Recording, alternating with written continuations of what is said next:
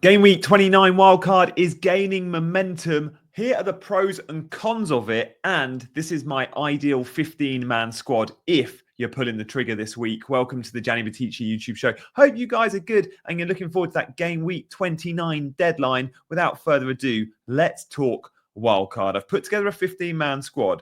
But before we consider should we hit the button or not, we've got to look at the bigger picture. There's no better way of doing that than with the Ben Crellin fixture ticker. We can see the doubles, the potential blanks. Now, the most important headline here, let me just talk about the landscape. Blank 29.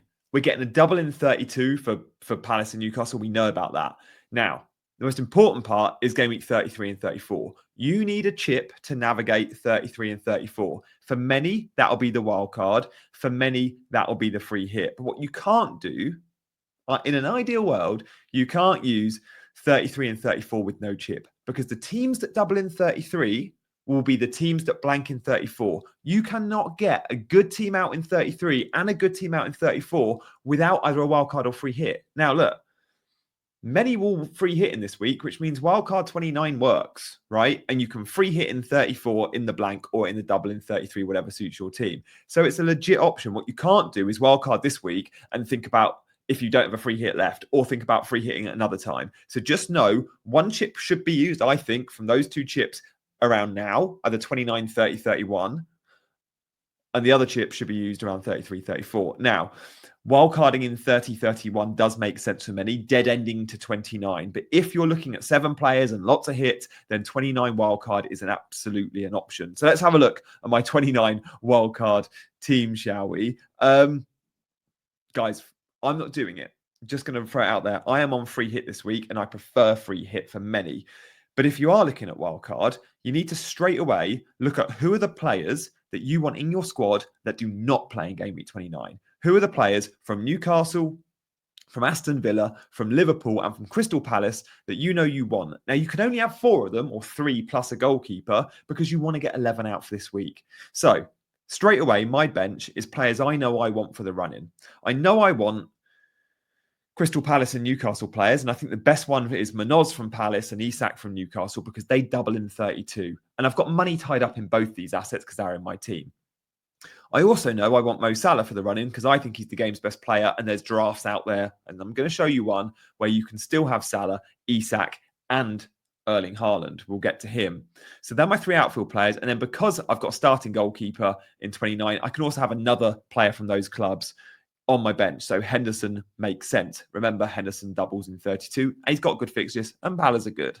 So 4 players there that don't play in 29 would be my bench on a wildcard this week. Now we've got to pick 11 players that play in 29 that we're happy, many of them, carrying for the run-in. So let's have a look at them, shall we? Guys, if you're enjoying the show, by the way, hit that like button and do subscribe to the channel. This was a request by a couple of our channel members to say, Gianni, do a wildcard draft. So here I am doing one. I must say, though, I'm not wildcarding myself. I want to make that very clear. I am on free hit, and I will be wildcarding in 34, as I said earlier. One of those chips for now, one of those chips for later. So let's start with the back. We're going to go Raya in goal. When I look at things like clean sheet odds, Arsenal are right up there. I expect Chelsea to have some shots. Raya's got possibly some save points in there. I also think for the run-in, just Arsenal will keep a load of clean sheets, and Raya's been brilliant. Also saves me money on a Gabriel that so many have got. Like you save 0.7, 0.8 on a Gabriel, and I don't think there's much between them. So Raya in goal. Then the defence. How do you judge the premiums and the more enablers? I don't have Trent in this team, and we know off the back of the Champions League, Trent is injured. Also, Trent doesn't play in 29. There's a chance Trent isn't fit for 30. Very happy going without Trent and banking the money. I do, though, have Gvardiol in there. Gvardiol is the Man City defender to pick. He's the one with upside, plays every minute, and I think City will have a decent run-in. I think City get Champions League. City don't have the complication of the Champions League in terms of fixture congestion. Gvardiol is a really good pick. He's not been in my team this season, so I'd be very happy having him in my wildcard team. And then it's about the budget picks, right? So my second defender, ideally, is Daniel Munoz, just benched in 29. But usually it'd be Gvardiol, Munoz, and then one of the other 3. Nico Williams is brilliant down the left. He's proper cheap as well. The cheapest Forest starting defender. And if you look at the last few games for Forest, he's been the most advanced, more advanced than Aina on the right-hand side. Nico Williams is a really good pick for the run-in. And he's now first choice at left back. It was Alex Moreno to start the season, which is why Nico Williams has got lower value because he wasn't a starter, but he's certainly played his way in. Van Heck's a good pick because, again, Van Heck should double in game week 33. And when we're putting together this wildcard team, let's always keep an eye on that game week 33 because we want players from teams that we think will double. So on this wildcard, you're going to see Brighton players because they should double in 33. You're going to see Bournemouth players because they should double in 33. You're going to see Arsenal and Man United players because they should double in 33. So again, I like this plan. If you're wildcarding now, I think you're probably a free hitting in 34, right? Which will be a blank. So always keep an eye on that fixture ticker. It's so important.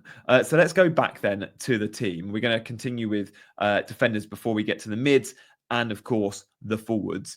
Van Heck, as I mentioned, Brighton, I think will double. Brighton are a good team. They're keeping some clean sheets. They're backing themselves for European football, maybe even Champions League. Remember, the top 5 teams will get Champions League this year, very likely. The coefficient's strong. It'll be 5 places. And if that's the case, teams like Brighton and Bournemouth are going to fancy their chances of getting 5th. They've got a real shot.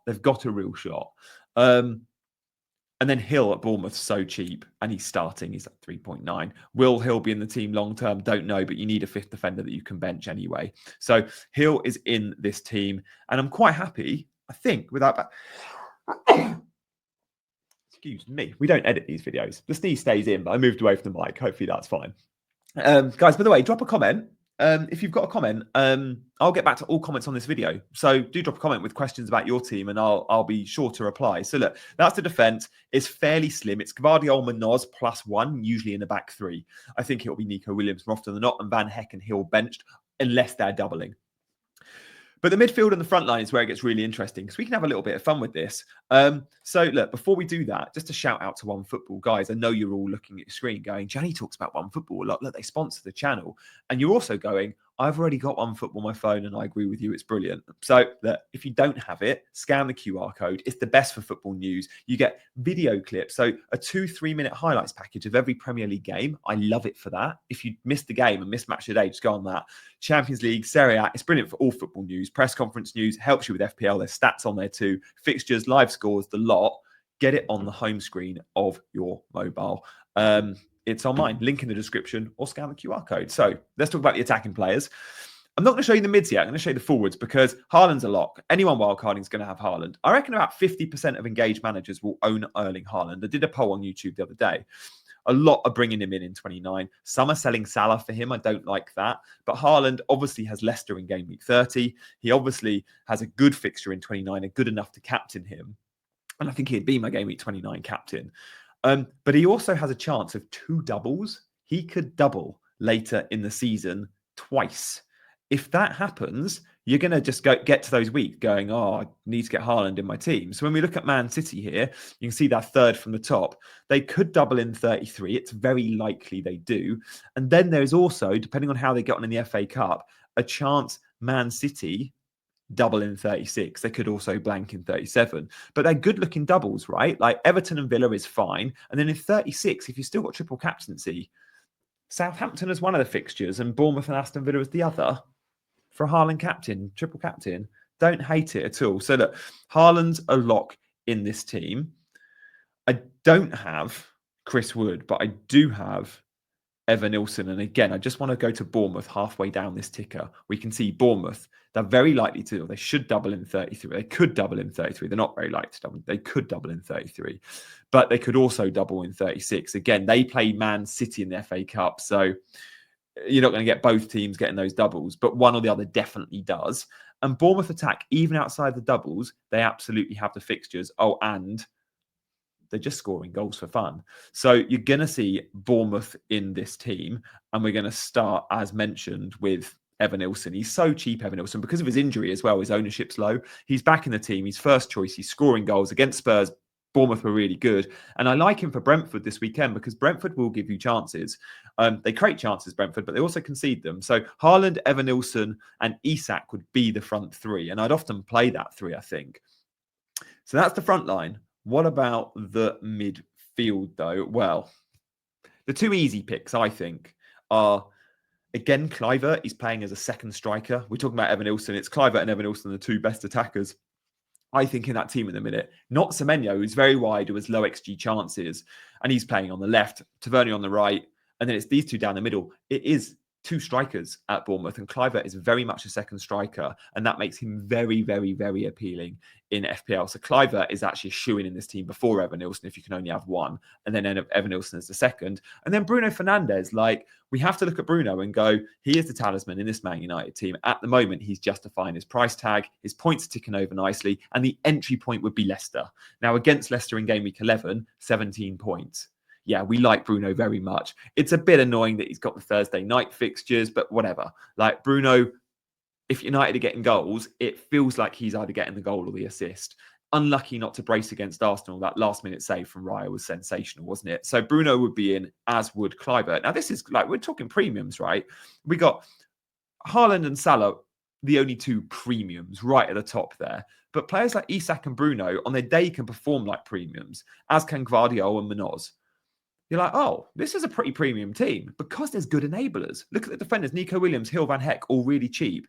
Evan Ilson, really cheap. And next up, these two guys are really cheap as well. By the way, guys, if you're enjoying the show, I'd love you to hit that subscribe button. I've got a bit of a unrealistic target, I think, but maybe you can help me get there. 30,000 subs by the end of the season. I would love that.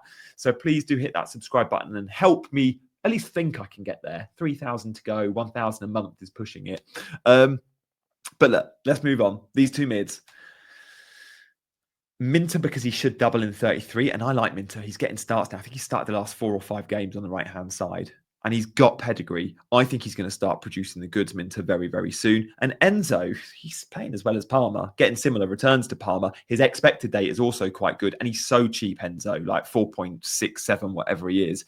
And again, this team works with my budget. My team value is not great. You could upgrade Enzo depending on your team budget here. But remember, Enzo or Minter will always be on the bench. They are the 7th and 8th attacker in this team. Guys, captaincy, it would be Haaland this week. And moving forward, you'd always have Haaland or Salah, the game's best 2 options to decide between. So if you've enjoyed this show, do hit those buttons on the way out. Drop a comment, and I'll see you for my team selection video tomorrow.